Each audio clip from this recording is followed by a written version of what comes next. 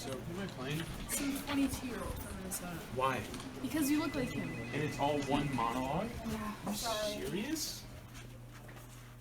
Okay, are we ready to go? Alright, cool. And what's my name? Jake Rank. Alright, yep. Hi, I'm Jake Rank, student or classmate of yours. And today I'm going to be telling you about Parasite and diversity at the Oscars. We're going to go through Bong Joon-ho's film career and how this journey to the Oscars and how he won Best Director and Best Film with Parasite. So to start, in 2000, he creates this film called Barking Dogs Never Bite, writes and directs it. It's like an animal thief story and the investigation surrounding it. Gets some critical acclaim, people start noticing him. And in 2003, he creates Memories of Murder, which is this beautiful ensemble piece. It's about the first serial killer in Korea, awesome film. And he gets Song Kang-ho. It's his first time these two work together. They're a duo much like Scorsese and De Niro are, with Taxi Driver and Raging Bull and King of Comedy. Similarly, Song Kang-ho and Bong Joon-ho have Memories of Murder, The Host, Snowpiercer, Okja, and Parasite. So Memories of Murder, critical success both in Korea and America. And this buzz around Bong Joon-ho as director allows him to make The Host with a budget of $10 million in Korea. It's huge at the time for Korean cinema because you just didn't get big budgets as a Korean filmmaker. And The Host is not only critically successful, beautiful film again, monster movie, that doesn't feel like a monster movie. Grosses $90 million, the highest grossing ever at the Korean box office, and it sets up everyone to assume that Bong Joon-ho might get into the Oscars, at least for Best Foreign Film. Doesn't happen. He makes Mother, which is a family drama about a mother and her son, and sort of wrongful accusation, and critical acclaim. And again, people are thinking, maybe this gets Bong Joon-ho to the Oscars, but it doesn't. And so, Bong Joon-ho's thinking, well, maybe if I make a Western film, I'll get into the Oscar.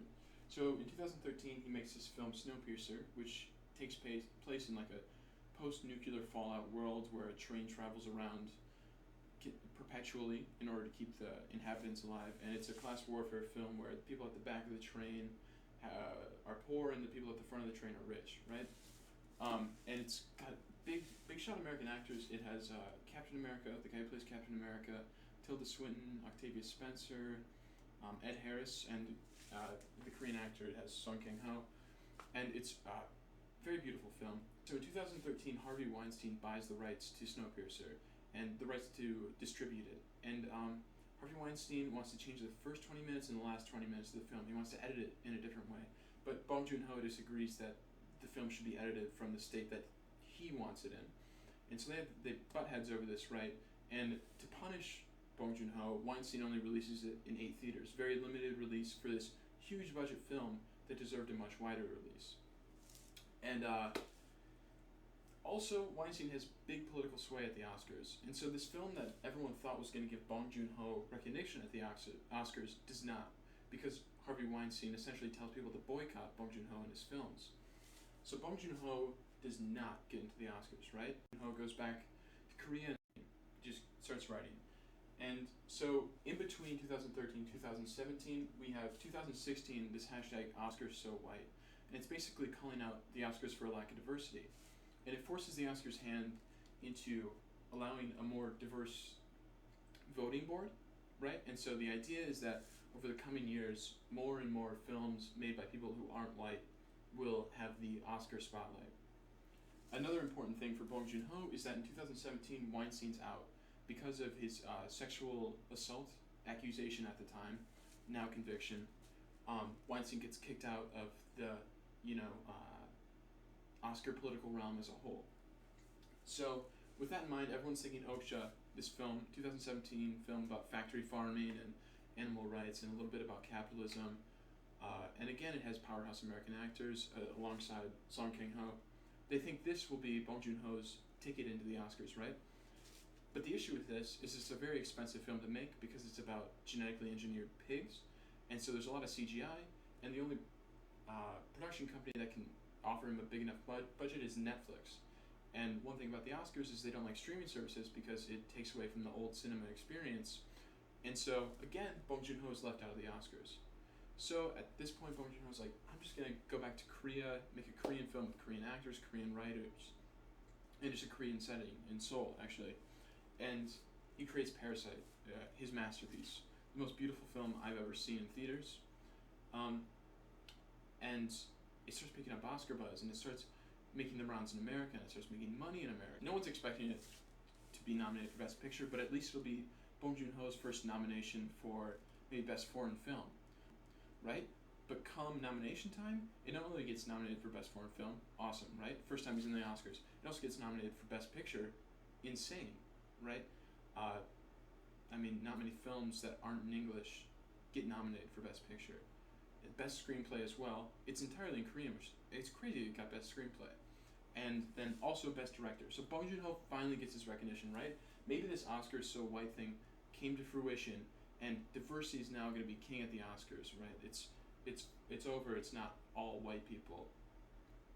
Well, yes, it's good. Bong Joon-ho, eventually they win, right? He wins Best Director, Best Picture, Best Screenplay, and it's awesome. This amazing director, one of the best living, finally gets recognition by the most prestigious film award ceremony.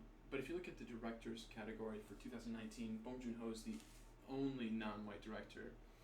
And the other issue in 2019, in the 2019 Oscars, there weren't any female directors nominated, but there were two powerhouse films by female directors, Greta Gerwig in Little Women, which was nominated for Best Picture, so it's kind of confusing why she didn't get a Best Director nomination as well. And then The Farewell by Wang, which is, in my opinion, maybe the third best film that was released this year. And neither of them get nominated for Best Directors, but you get a film that is essentially just like an homage to a Scorsese film, and it's a comic book film. The Joker, Todd Phillips gets nominated for Best Director, and it gets nominated for Best Picture.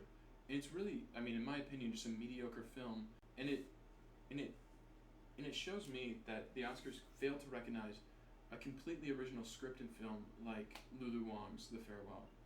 So the Oscars have not fully gotten past this Oscars so white, right? We're still getting subpar movies like The Joker, or in 2018, just a remake of A Star Is Born. They're fine, films are okay, but they're not original, and I feel like the Oscars should be a place to recognize beautiful, original films that are trying to get some sort of message across, not just remakes of films that Hollywood knows are going to work. And so because of that, first off, I recommend watching a lot of foreign film, because the Oscars don't do a good job of, opening the world's eyes to foreign film, in my opinion. So I'm going to show you Bong Joon-ho's part of his Oscar speech on why you should watch foreign film, and then part of Kazuo Ishigero's Nobel Prize acceptance speech, where he talks about why diversity in storytelling is important. Alright, good?